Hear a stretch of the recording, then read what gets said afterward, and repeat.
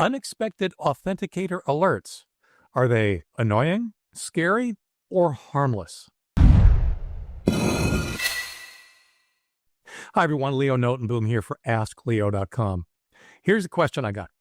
I recently received a steady flow of Authenticator requests, but I can't figure out why and for which account these login attempts are coming from.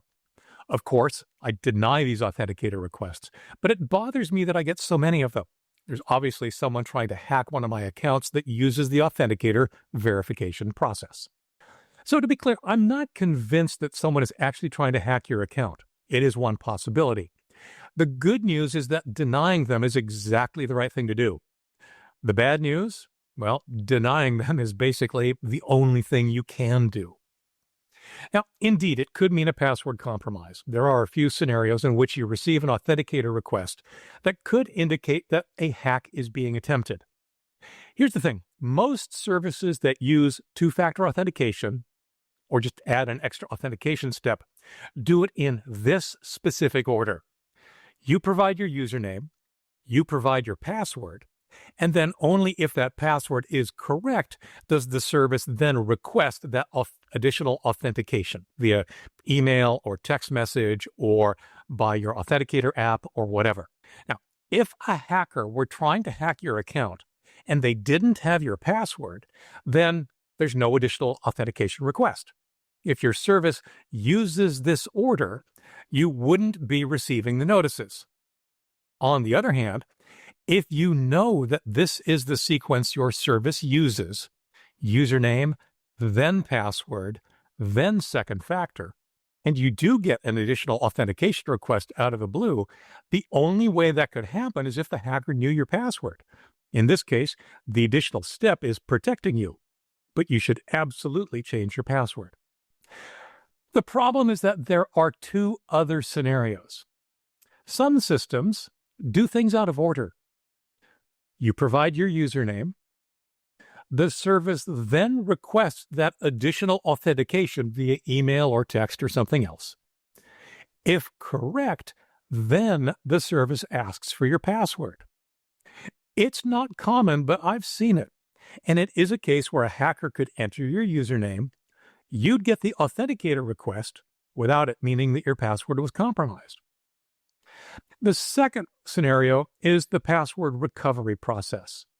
You provide your username, you click on I forgot my password or its equivalent.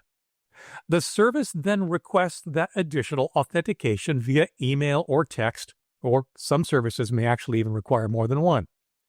Then the service lets you set a new password. It's this last scenario I suspect that you're seeing. But it is still not evidence that you're being hacked.